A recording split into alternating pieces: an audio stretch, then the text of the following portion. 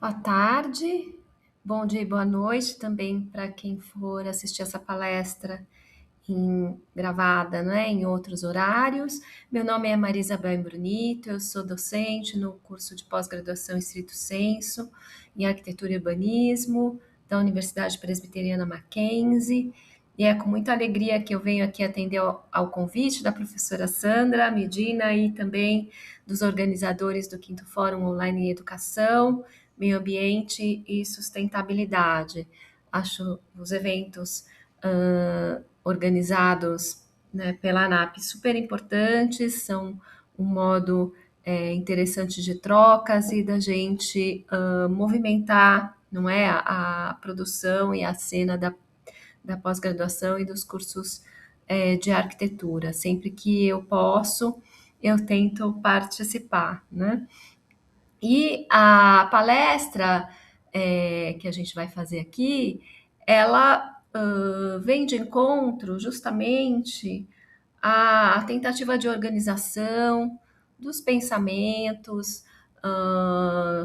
dos conceitos ligados à ideia de educação e arquitetura, educação, arquitetura e urbanismo, né, relacionadas às ações que a gente tem tentado fazer dentro de grupos de extensão, buscando entender que as ações precisavam de uma articulação, de um aprofundamento, de uma compreensão teórica, não é? Para que elas se efetivassem de um modo mais direto, mais eficiente, para nós mesmos entendermos como nós estávamos praticando e fazendo as ações. Então, como se quiséssemos a cada ação e a cada reflexão produzida, aprofundar, dar um passo no sentido de entender melhor o que as ações de extensão, como elas se inserem, o que elas são, como elas dialogam com a cidade, com as escolas públicas, elas são feitas com escolas públicas. Qual é o papel da arquitetura e do urbanismo nesse diálogo, nessa ideia também de cidade educadora? Então, a cada semestre, a cada novo projeto de extensão, nós avançávamos um pouco nessa construção desse arcabouço teórico, para que as ações não ficassem soltas e nós pudéssemos direcionar melhor aquilo que nós estávamos fazendo, né? A gente preparou essa apresentação em 4 partes. 3 delas são, então, um percurso teórico, né? Eu peço desculpas porque vai ficar um pouco monótono, né? A gente falando aqui, passando por conceitos, e são muitos, e vai ficar talvez um pouco rápido, né? E, portanto, panorâmico, para chegar numa 4ª parte, que é em que a gente mostra efetivamente essas ações, né, de extensão. Então, a parte teórica a gente dividiu em 3 partes. A primeira para discutir, conceituar, diferenciar, não é, educação integral, da educação de período integral, entender a educação integral como essa formação ampla e os complementos necessários ao ensino formal que podem ajudar, então, a cumprir com essa complexidade que é essa formação e essa educação integral. Então, tudo aquilo que é complementar, discutindo as diferenças entre ensino formal, não formal e informal, e chegando ao conceito da cidade educadora. Num segundo momento, a gente tenta fazer uma reflexão pelo fato das ações ocorrerem em áreas de periferia e da necessidade de justamente dialogar, valorizar e potencializar as pessoas e os contextos envolvidos nas ações, entendendo que o programa escolar, a política escolar, os programas de ensino, eles são genéricos, eles são feitos em larga escala e que cabe a cada escola justamente sedimentar esse programa maior numa realidade concreta para que essa relação entre escola e comunidade, entre aquilo que é ensinado e os seus alunos, adquira sentido. Então, a gente parte do princípio que é um trabalho da escola fazer essa aproximação e que as atividades de extensão vão ajudar também nesse sentido, fazendo um diálogo também com o território. Então, para entrar nesses assuntos, a gente vai um pouco permear essa discussão sobre as diferenças, justamente, de condição de cada lugar, não é? A ideia do espaço dividido, do Milton Santos, de que lógicas atuam em cada lugar.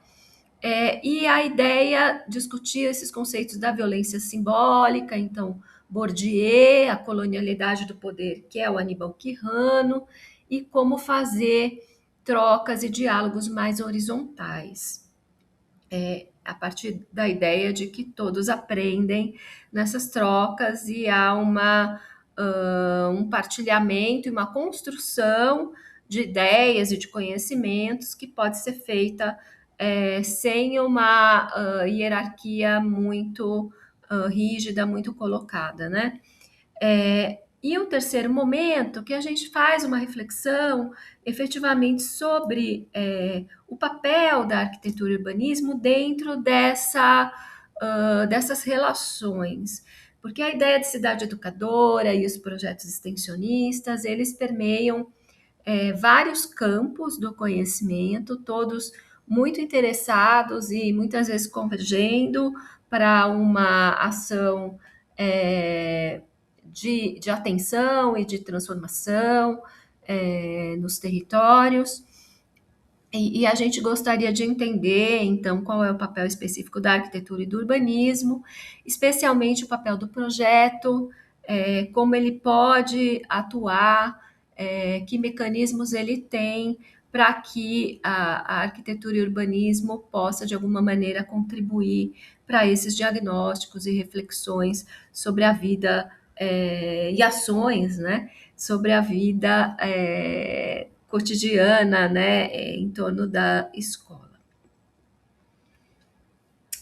Bom, iniciando com essa questão de conceituar a educação, a gente traz aqui alguns autores nesse primeiro slide que a gente chamou Diálogos Além da Escola, mas esse diálogo com os educadores, tentando aprofundar e conhecer esses conceitos que são super importantes para quem vai atuar com extensão universitária com escolas públicas, não é? Então, acho que a primeira questão aqui para a gente colocar é compreender o conceito de educação integral, que foi, digamos assim, trazido para o Brasil, aprofundado e refletido no Brasil, talvez de uma maneira importante pelo Anísio Teixeira, ali nos anos 20 e anos 30, então são ideias que vão aí, então, tem 100 anos já, né? Que é a ideia de que a educação não deveria partir de um conteúdo muito escolar, no sentido conteudista, mas que a formação desses sujeitos, né, desses indivíduos, ela é complexa e ela articula muitas esferas da vida desses indivíduos, não é? Incluindo as questões, obviamente, cognitivas, de conteúdos e linguagens, mas também o corpo, não é? Os aspectos físicos, de saúde, de higiene, nutricionais, de esporte, de cultura, de relações sociais, de inserção desses indivíduos dentro da sociedade, não é? E tudo isso tem uma dimensão política, né? Então, quando esse conceito é trazido para a educação e tem como centro a escola, a gente vê num primeiro momento a escola tentando abraçar essas múltiplas faces e atividades que fazem, que vão compor essa formação integral, né? Então, a gente tem as escolas ali da Primeira República muito pautadas nas salas de aula e uma mudança de programa, né, de atividades programáticas que as escolas vão tentar incorporar a partir da ideia da educação integral, tá?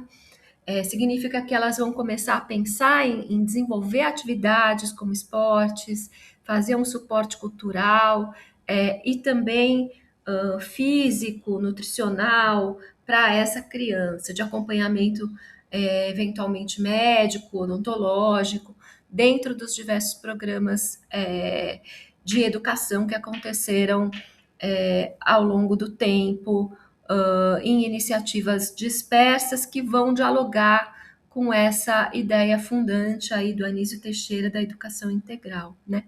Então, o Anísio Teixeira vai cunhar essa duplicidade da escola-classe, onde acontecem as atividades de conteúdo, e a escola-parque, em que essas várias outras atividades complementares que são consideradas fundamentais passam a acontecer. E uma ideia interessante é que há um compartilhamento a partir de uma hierarquização de como esses equipamentos podem atender a uma escala maior. Então, por exemplo, não implica que necessariamente toda a escola precise ter um teatro, mas que elas podem compartilhar um equipamento de esporte, ou um teatro, ou um equipamento cultural. Algumas escolas podem compartilhar esses equipamentos nas suas proximidades, né? Que é a ideia da escola-parque, que complementa a escola-classe. É preciso diferenciar a educação integral de uma outra coisa que tem surgido e recentemente, né, coisa da década passada, de ampliar o período de permanência das crianças nas escolas a partir do ensino de tempo integral, que é um direcionamento do governo federal e que tem exigido, né, do Estado e dos municípios que adequem as suas escolas para assimilar as crianças nesse tempo de aula estendido. E é preciso que a gente consiga diferenciar, porque a palavra integral aparece nos dois, nesses dois termos, na educação integral e na escola de período integral, mas a gente precisa entender que a escola de período integral nem sempre está preparada ou cumpre com isso que seria a educação integral, tendo essas outras atividades que vão dar essa formação ampla e multidisciplinar para esse indivíduo. Então, a escola de período integral, a gente aqui defende que ela não pode ser um período estendido da mesma coisa que o aluno dentro de sala de aula, não é? Que ela precisaria compreender e ampliar esse leque de atividades e para oferecer, não é, para essas crianças que deixam de ficar 4, 5 horas na escola e passam a ficar até 9 horas dentro da escola, né? Compreender qual é o tipo de atividade que essa criança desenvolve nesse horário, que é um horário tão longo, né? É importante dizer que essas ideias do Anísio Teixeira, elas repercutiram em diferentes iniciativas, por diferentes lugares, em diferentes estados brasileiros, em diferentes épocas. A gente tem, por exemplo, nos anos 50 em São Paulo, não é? Essa aproximação entre Estado e prefeitura, nisso que é chamado convênio escolar, não é? Em que essa necessidade de construir escolas reuniu ali um grupo de arquitetos que trabalhava diretamente para uma comissão interna do convênio, né? Um grupo de técnicos, arquitetos, muitos de origem carioca, né? O que determina um pouco a cara dessas arquiteturas do convênio escolar dessa época, né? E que tem um diálogo, uma influência muito grande com o Anísio Teixeira. Então, essas escolas do convênio escolar, elas têm, não é, no seu programa, uh, o teatro, o ginásio de esportes, muitas vezes a piscina, terrenos amplos que têm áreas verdes, não é? E o convênio também, além de escolas, construiu na cidade de São Paulo teatros e bibliotecas em vários bairros, em vários lugares, não é?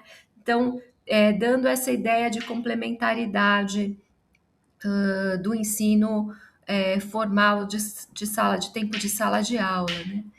Tem uma iniciativa muito bacana para a gente lembrar que aconteceu em Natal, né? Que é um programa do prefeito Djalma Maranhão, que se chama De Pé no Chão Também Se Aprende a Ler, não é? Que foi um programa de construção de escolas junto com a comunidade, a partir da ideia do acampamento escolar. Então, era necessário as comunidades reivindicando as escolas, a prefeitura sem dinheiro, né, o Estado sem dinheiro, e os moradores participaram dessa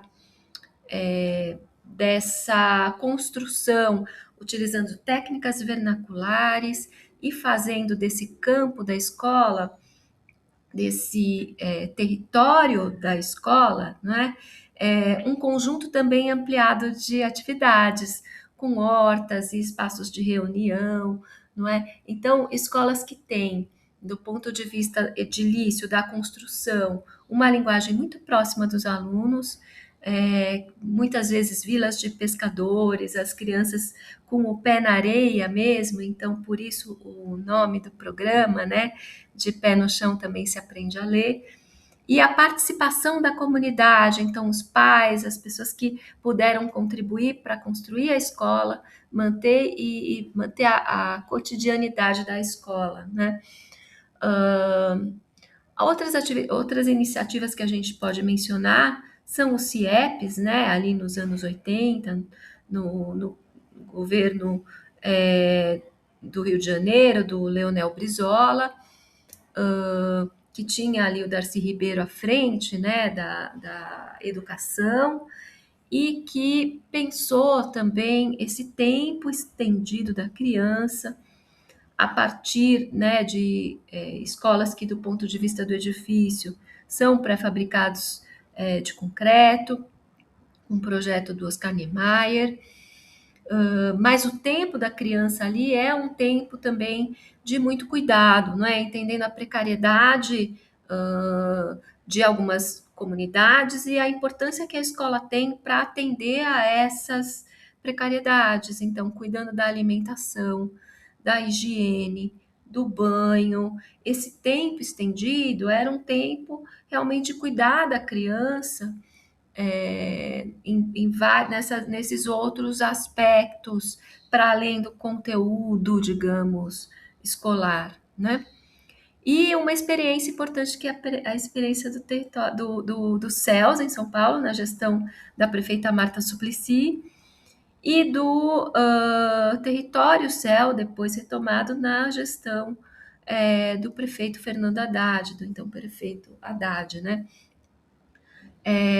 Os CELS, inicialmente, esses iniciais da gestão da Marta Suplicy, né, que tem uma política de implantação em áreas periféricas, né, áreas não centrais da cidade, num espalhamento desses equipamentos por toda a região mais afastada da cidade e que leva esses equipamentos de muita qualidade, então um teatro de fato como um equipamento importante que pode acontecer, podem acontecer shows porque é uma estrutura muito equipada, né? De teatro, de biblioteca, de esportes, de piscinas, tudo isso ligado inicialmente, então, nessa primeira ideia do céu, ligado ao equipamento escolar. Então, tem as escolas, a educação infantil, e junto esses equipamentos, né?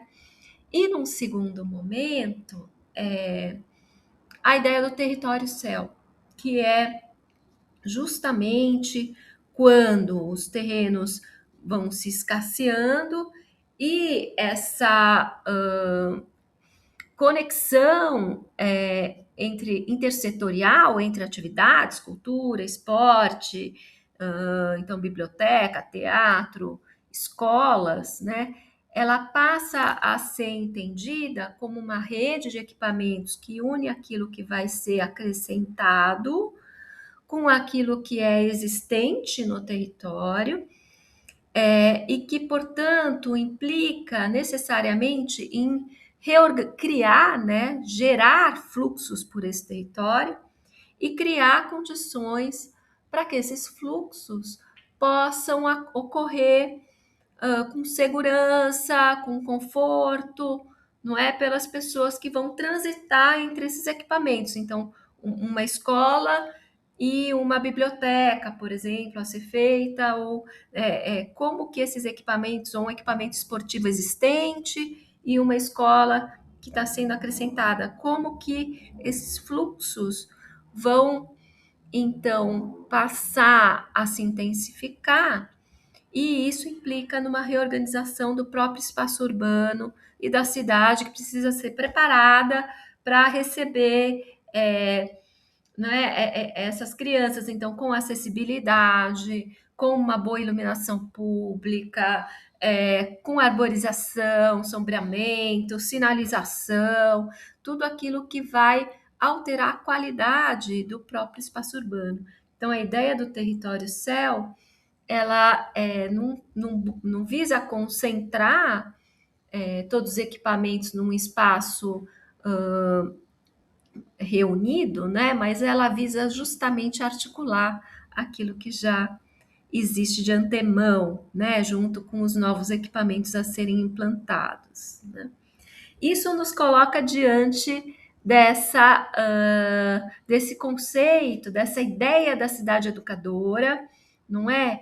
Que tem um amadurecimento aí como formulação, como instituição, né, mais recente, que é da década de 90, a partir do primeiro Congresso Internacional das Cidades Educadoras, que aconteceu em Barcelona, e de um documento que foi gerado para esse congresso, mas ela vem de conceitos já anteriores, por exemplo, do Edgar Fauré, com essa ideia de que a educação ela não acontece em um único período da vida, ela se estende por toda a existência dos sujeitos e ela não se restringe a essa interlocução com o ambiente escolar, mas ela deveria então se estender a todos os âmbitos e setores da sociedade, né? E nesse sentido,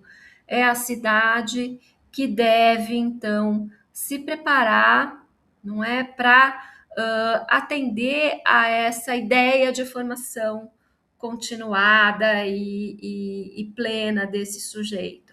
Ou seja, a cidade educadora, ela parte do princípio de que todos aprendem juntos todo o tempo nessa convivência com o meio urbano e todos os equipamentos, todas as atividades e todas as possibilidades que advêm do meio urbano.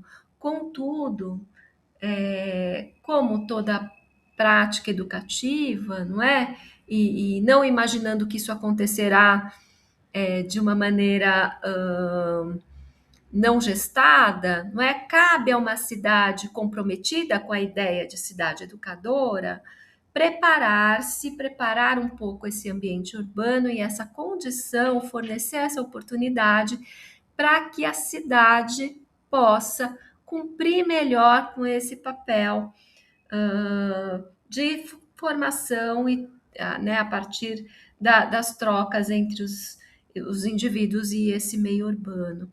Então, a cidade educadora e a carta colocam, não é, para os municípios e para as próprias redes de equipamentos públicos e, não é, quais seriam, por exemplo, os pontos de chegada para que essas ações possam de alguma maneira se coordenar, tendo resultados mais favoráveis a esses sujeitos nessa formação em contato com o meio urbano e com a cidade. Então, uma das questões que a cidade educadora traz é a ideia de território educativo, né? De que a cidade como um todo ensina e é oportunidade para algum tipo de formação, né? E a outra é a ideia da intersetorialidade, quer dizer, todos os setores vão contribuir, vão participar desse complexo que é a cidade, né?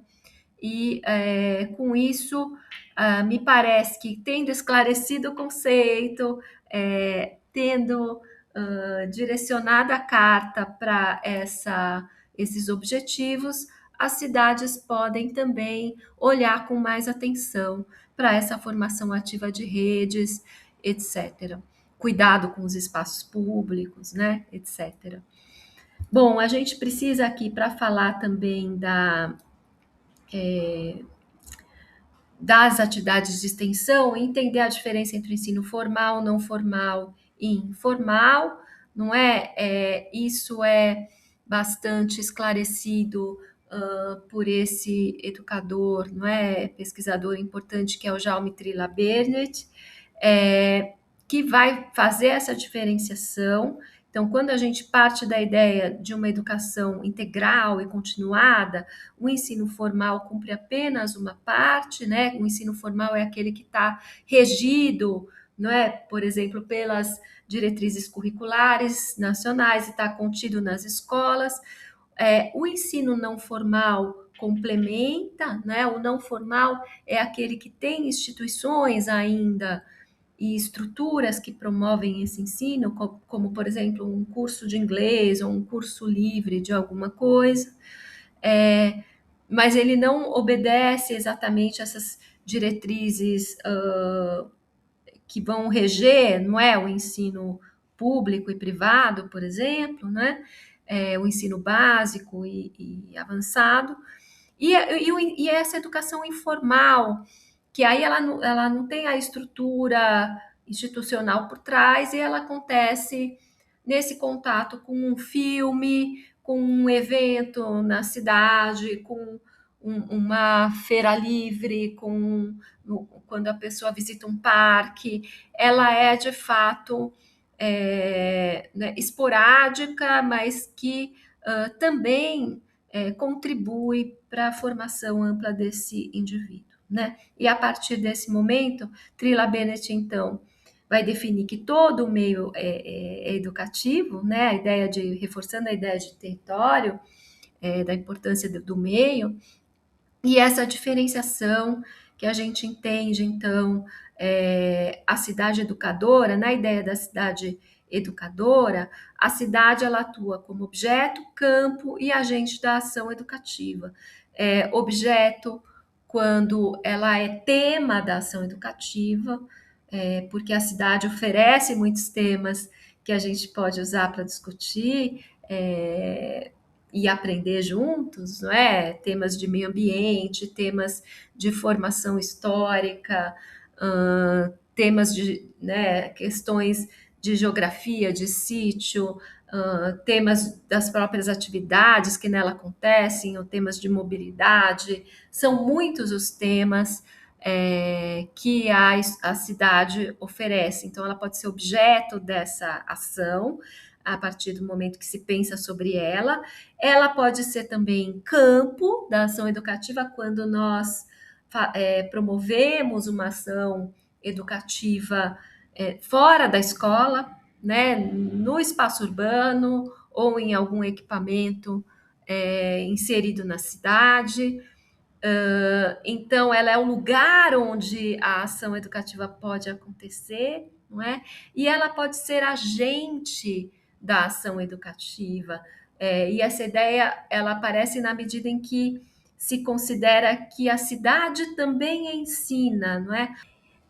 Então, a partir daí, a gente também teve a preocupação de refletir sobre um outro aspecto, né, do ponto de vista teórico, buscar referências.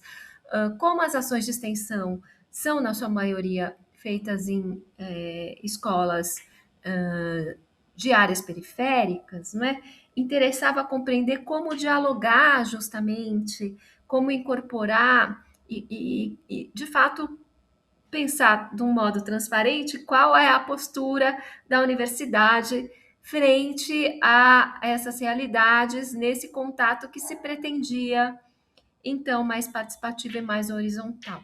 Então, nós fomos atrás de autores que pudessem nos ajudar a entender os tipos de violência e as possibilidades pedagógicas, inclusive, de diálogo para a construção de algumas atividades num sentido de emancipação e construção conjunta de conhecimento, né? Então, o primeiro autor que a gente foi buscar foi o Bourdieu, Pierre Bourdieu, nesse livro com o Jean-Claude Passeron, que é a reprodução, elementos para uma teoria do sistema de ensino. Né? Esse é um livro já antigo do Bourdieu, mas que ele coloca justamente, ele vai definir isso que é a violência simbólica, e ele vai falar da escola francesa, né? Como ela não trabalha no sentido de promover isso que é digamos, a bandeira da igualdade, mas ela trabalha para reforçar diferenças na medida em que a escola ela, ela tem no seu sistema, na organização da atividade pedagógica, na estrutura da atividade pedagógica e nos conteúdos, ou seja, privilegiando a linguagem erudita, o raciocínio abstrato, referências culturais bastante sofisticadas, né? Como essa escola favorece estudantes oriundos de camadas privilegiadas da sociedade e que têm no seu arcabouço anterior, na vivência anterior, já tem contato com essas linguagens, essas referências culturais e esse tipo de pensamento. Ao passo que, segundo Bourdieu e Passeron, as pessoas oriundas das camadas populares, elas têm um outro tipo de saber, que é um saber prático, enfim, não valorizado pela escola. Então, segundo esses autores, a escola ela reforça, né, um certo tipo de cultura, né, pertencente às classes privilegiadas e ao mesmo tempo ela invisibiliza, ela inferioriza os sujeitos e os saberes que vêm das classes populares, não é? Nesse sentido, ele denomina e define a violência simbólica. Né? A gente foi buscar também autores, um autor brasileiro e um autor latino-americano, colombiano, contemporâneo, né? Então, o Tomás Tadeu da Silva, um autor brasileiro que faz uma discussão sobre identidade a partir das teorias pós-estruturalistas, e ele fala da instabilidade das identidades, as identidades estão imersas em um campo de disputa e são relacionadas à linguagem, então, portanto, elas podem ser definidas e redefinidas, elas não são um elemento da natureza, um dado, né? Elas são construídas, coletivamente construídas. E nesse sentido, o Tomás Tadeu da Silva, ele vai reivindicar, não é, uma posição de revisão a partir, né, do uso da linguagem, dessas posições, né? Ele identifica e defende, em sintonia com o pós-estruturalismo francês, não é? Que os grupos privilegiados, eles têm também no poder o poder de incluir e excluir os demais. Aqueles que estão no poder conseguem incluir e excluir outros grupos, e esses grupos que estão excluídos, a gente constata, enfim, que estão excluídos de uma série de possibilidades, seja da vida pública, seja de oportunidades de emprego, de uso da cidade, quer dizer, a importância de poder rever isso que é a estrutura que confere o poder de incluir e excluir, né? Ou seja, o pensamento do Tomás Tadeu da Silva, ele dá um passo para trás no sentido de dizer que as pedagogias deveriam incluir uma reflexão sobre as próprias estruturas de poder, né? Não apenas sobre ter uma postura generosa em relação a dialogar com várias culturas e vários grupos sociais e vários modos de vida, mas de ter uma postura ativa, né? A escola que inclui teria uma postura ativa de questionar o sistema de valores, e a estrutura que dá origem ao sistema de valores, desvendar esses mecanismos que conferem autoridade a alguns e desautorizam outros, né? A isso ele chama pedagogia das diferenças. A pedagogia das diferenças pode ser talvez alcançada não a partir de um debate político que mire exatamente isso, mas a partir de práticas e questões que vão evidenciando, tornando também transparente, né, desmitificando esse conjunto de ações e dispositivos, instituições, estratégias que diferenciam os indivíduos, as pessoas e os grupos sociais, né? Então, é uma visão, uma perspectiva muito interessante para a gente abordar, né? Em ações do ensino informal que complementam justamente e ampliam a visão de mundo dos educandos, né? E o Aníbal Quijano, um autor fundamental colombiano que discute a questão do poder, da violência latino-americana a partir do colonialismo, né? E ele mostra a partir de alguns artigos e textos como se dá essa negação, essa inibição da manifestação, seja linguística, cultural, de qualquer tipo de expressão religiosa, da validação dos modos de vida de povos oriundos da América Latina, né, as populações excluídas, a gente estende as populações negras, quer dizer, ele vai, de alguma maneira, dizer, né, relacionar os mecanismos de poder, também institucionais, às questões da instituição da racionalidade, né, entendendo a questão racial como um projeto também ideológico, não é?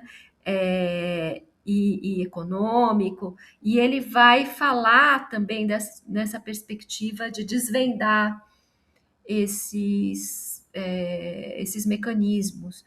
Então, ele coloca sob o ponto de vista da descolonização do ser, do poder e do saber, porque o indivíduo que é excluído e está nessa condição de inferioridade, ele precisa perceber e vislumbrar, não mecanismos de entendimento desse ser no mundo e dessa reação, né? Dessa reação, não, essa ação transformadora, né?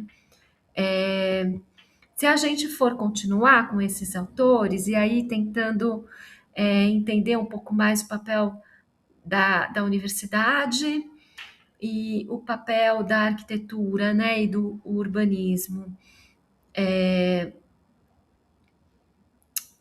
Ah, eu falei errado, o Quijano é peruano, perdão. Eu acho que eu falei que ele era colombiano, ele é um autor peruano importante. Os diálogos da extensão universitária, a gente tem, então, colocado aqui o papel da universidade e do projeto, que a gente vai tentar refletir um pouco, mas passando também por autores que possam nos ajudar, né? O Paulo Freire, então, talvez aí o principal educador brasileiro, né, que fundamenta para nós essa questão da relação, da valorização dos saberes e da necessidade fundamental de relações horizontais dentro das práticas pedagógicas, dizendo que é importante que todo mundo aprenda de todo mundo, quer dizer, uma perspectiva de que a construção do saber ela é feita desse embate entre pessoas no mundo, inseridas no mundo, para permitir um entendimento, a construção de um entendimento conjunto desse ser no mundo. E a importância disso é que ele permite essa compreensão, esse processo traz essa compreensão desse ser no mundo situada e crítica, dando uma possibilidade de interpretação da realidade. Não é? É importante dizer que Paulo Freire, como Boaventura de Souza Santos, que nós vamos falar a seguir, não entendem a universidade apartada de outras formas de conhecimento populares, não é? Que não são o saber científico, né?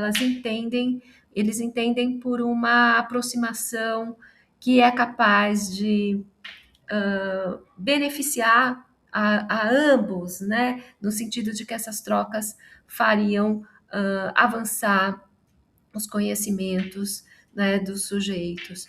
O Boaventura de Souza Santos, então, esse autor português, recentemente bastante envolvido em situações bastante polêmicas, a gente opta por trazer, né, independente disso, em relação à reflexão que ele faz sobre a universidade, como a universidade, nesse livro, né, a Universidade do século XXI, ela precisa mudar a sua base de pensamento, mudar o conjunto do conhecimento estabelecido, precisa ser ampliado para dialogar com esses outros conhecimentos não científicos, não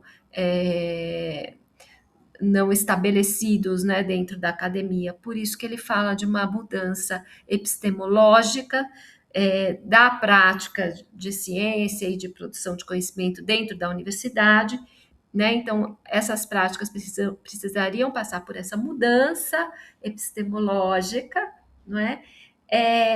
No sentido de abraçar esses outros realidades e conhecimentos. Isso que ele vai chamar de ecologia dos saberes, né, em que todos aprendem. A gente traz o Milton Santos aqui, falamos dele no início, né? Ele é trazido de novo para olhar justamente para as áreas periféricas, né? Um geógrafo, aí vou colocar também como esse fundamental geógrafo brasileiro, que é capaz de pensar com muita clareza a realidade latino-americana. Então, falando das metrópoles brasileiras, ele vai constatar a existência dessa dupla realidade do espaço formal, não é que ele vai chamar circuito superior da economia, e do espaço informal, do circuito inferior da economia, que tem as suas dinâmicas, as suas relações, seus modos de sobrevivência, sua adesão ao território, e que para o Milton Santos é importante compreender em profundidade, adentrar essas lógicas e agir no sentido de potencializar e não de diminuir ou apagar toda essas atividades, sejam econômicas, sociais, que acontecem em áreas do circuito inferior, né, nas áreas de periferia. E, por fim, um autor contemporâneo, que é o Arturo Escobar, esse sim colombiano, que vai falar sobre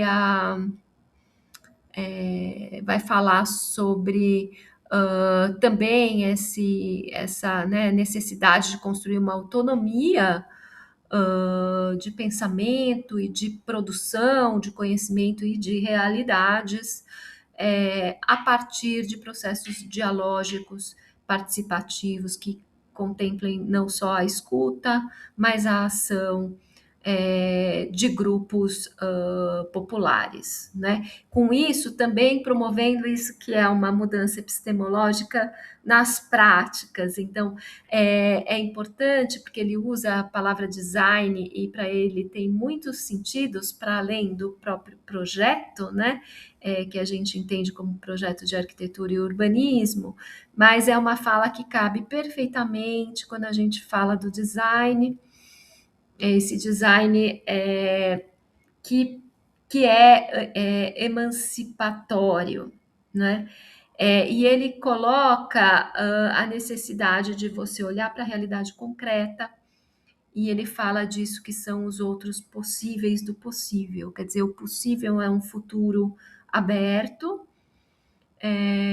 que decorre naturalmente disso que são né, os conhecimentos e valores e modos de conduta que estão ocorrendo no presente, né?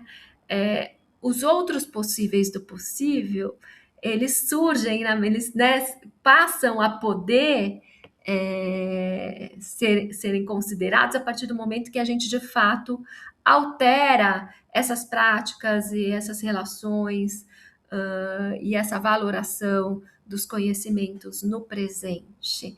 Então, não só abrir um futuro, mas abrir outros futuros para além do futuro que nos espera, esse que é previsível dentro do encaminhamento normal de tudo aquilo que nós fazemos cotidianamente de um modo não questionador.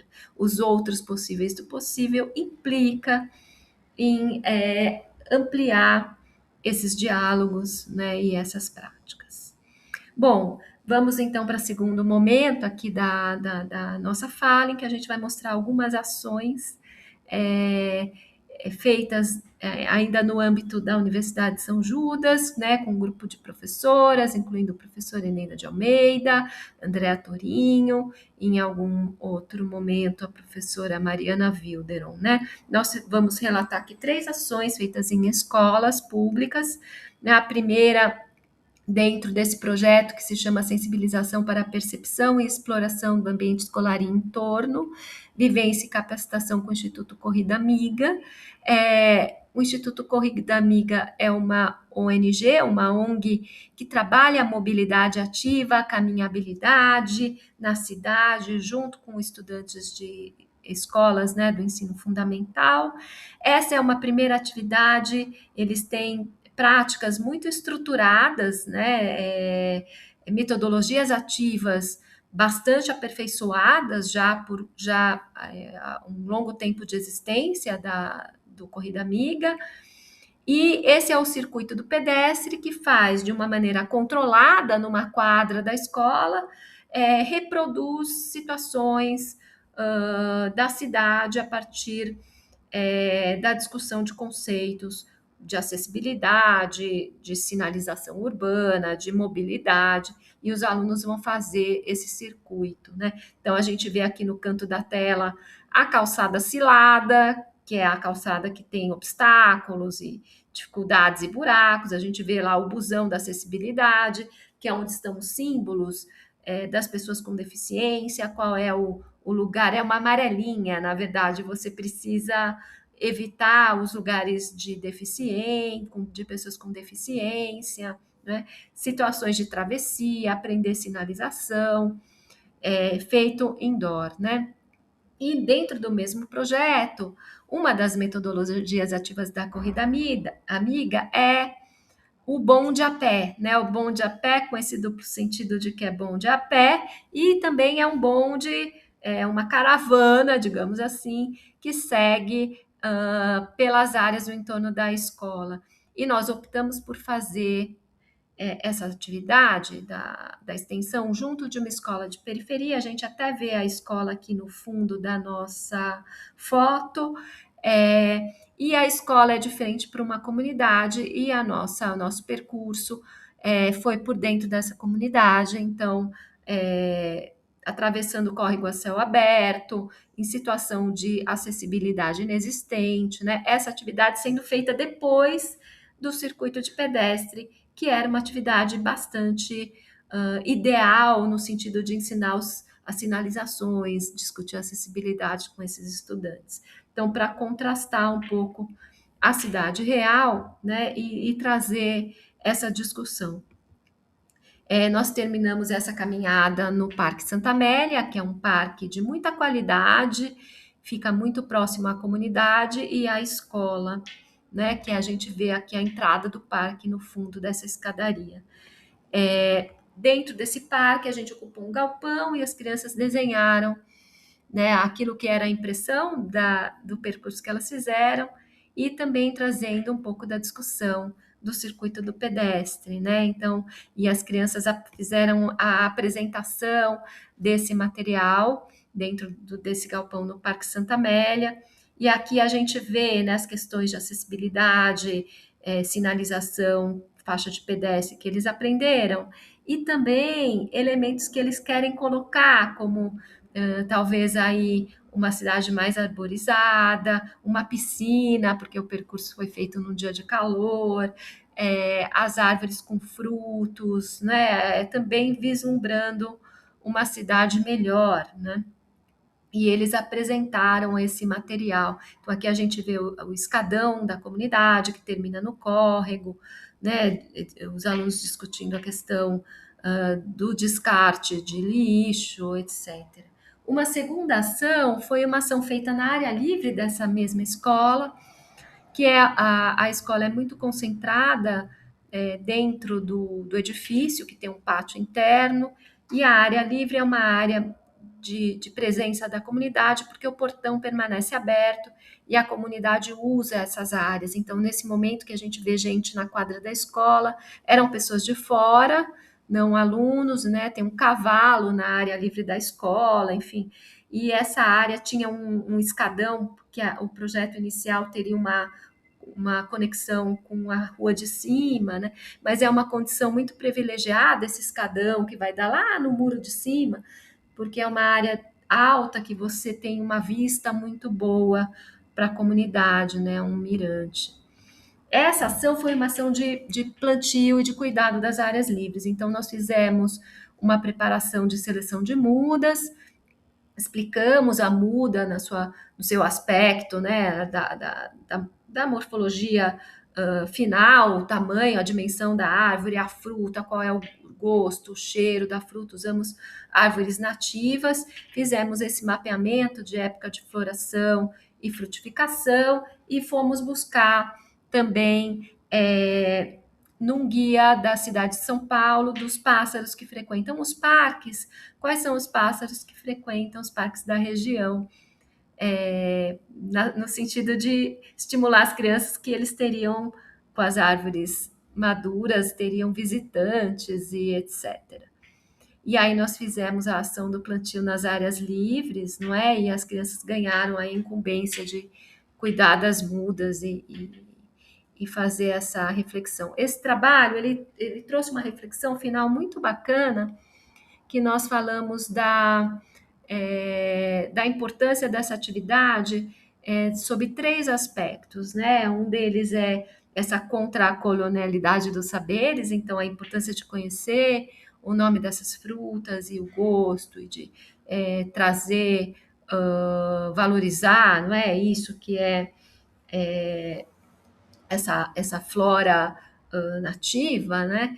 Um segundo aspecto que é tentar ampliar a percepção, né? Não apenas a visual, que é a que predomina, né? No nosso cotidiano, mas também de trazer elementos de cheiro, sombra, o tamanho da semente, se é áspero, se é duro. A gente buscou trabalhar com, né, falar sobre o gosto, ampliar essa percepção, então as aves, para uma percepção mais áptica, né, que considera muitos sentidos, mais ambiental também, né? E uma terceira discussão é o fato de que, com isso, a gente, né, estimula jovens, né, a participar, tentar entender que essa sua participação é importante para alterar o ambiente em que eu vivo, né, estimulando uma participação cidadã e buscando procurar uma transformação concreta desses territórios, né? E aqui uma terceira ação, que foi uma ação feita em duas escolas que estão trabalhando a questão da representação. Então, como a criança se percebe o meio, a casa, a cidade.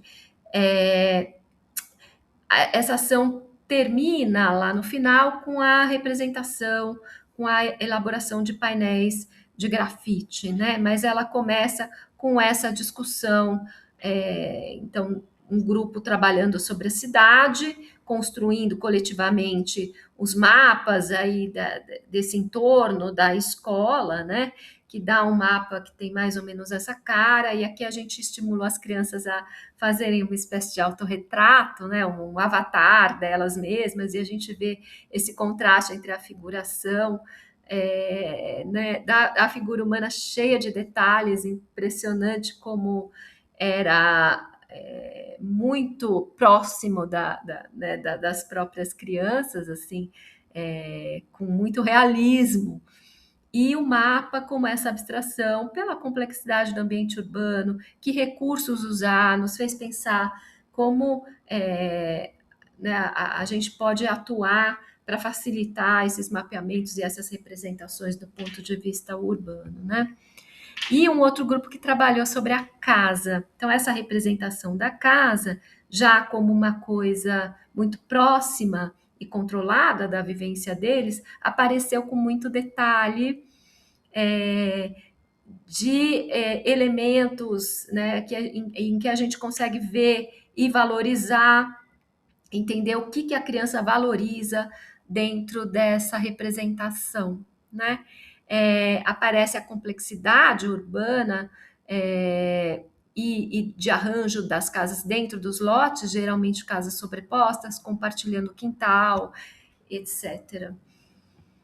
Bom, a gente trabalhou, né, com os alunos da graduação, na extensão, a origem daquele bairro, né, dentro de um conjunto habitacional feito por mutirão, e os alunos também tiveram a incumbência de refletir sobre esses processos. E isso foi alguns dos materiais, são alguns dos materiais que a gente recolheu dos nossos estudantes, né? E isso se transportou para a escola a partir de uma ação que a escola promoveu, que reuniu a nossa participação, dos estudantes também, e de grafiteiros, né, em que essa reflexão e esses desenhos dos estudantes foram transpostos para um mural de grandes dimensões, né? Então aqui a gente vê os trabalhadores na casa em amarelo foi levado ao mural, e essa ideia do conjunto que também foi elaborado pelos estudantes e transposto para essa linguagem do grafite, né? Aqui a gente vê o conjunto com o córrego, que é aquele mesmo córrego que passa na comunidade, né? Com uma ideia de um córrego mais limpo e valorizado dentro dessa área verde, né? E é isso. Bom, com isso a gente tenta amarrar as práticas com toda a discussão teórica que fizemos, né? O objetivo aqui é correlacionar justamente teoria e prática, ressaltando a importância dessa base teórica para que as ações justamente não fiquem soltas, para que a gente possa entender qual é a finalidade dessas ações e o que precisa ser aperfeiçoado, enfrentado, e a importância da gente refletir criticamente, né? sobre essas práticas, entender também o seu papel de transformação, né, no território. A gente entende, então, a cidade como objeto, campo e agente da ação pedagógica. Então, as três dimensões aqui estão contempladas, né? Para falar de uma ação educativa, sendo ela informal, ocorrendo em qualquer lugar, a importância da intencionalidade desse olhar e dessa ação educativa, para que a gente reflita, construa junto com os alunos esse conhecimento que vai se desdobrar, né? A gente espera em médio prazo, longo prazo, né? Porque a gente trabalha com uma geração, né, com jovens e que tem, portanto, uma trajetória de vida ainda pela frente, né? Mas da importância da intencionalidade colocada nessas ações, né? Há as ações construídas junto com as escolas, então o diálogo com as necessidades de conteúdo das escolas, né? Então, essa preocupação de construir ações que tenham contato com a realidade, evidenciando questões e potencialidades locais, trabalhar, refletir sobre a estrutura das práticas pedagógicas para que sejam participativas e se construa junto com a comunidade. A gente aprende muito com essas ações. Trabalhar também conteúdos emancipatórios, não é? Buscar algum efeito concreto de transformação no território, estimulando essa participação cidadã e entendendo que a ação ela é pontual, mas que a semente permanece tanto dentro da escola com os professores como com os alunos, né, os estudantes. Então eu deixo aqui o meu contato. Queria agradecer muito a oportunidade, dizer que sou muito fã dos eventos da ANAP, que são sempre um fórum de diálogo muito amplo e bastante democrático. Queria ficar à disposição, permanecer aberta a questões, né, desdobramentos que a gente possa ter dessa palestra, e aqui é a nossa lista de referências dos autores mencionados, então, no texto. Muito obrigada.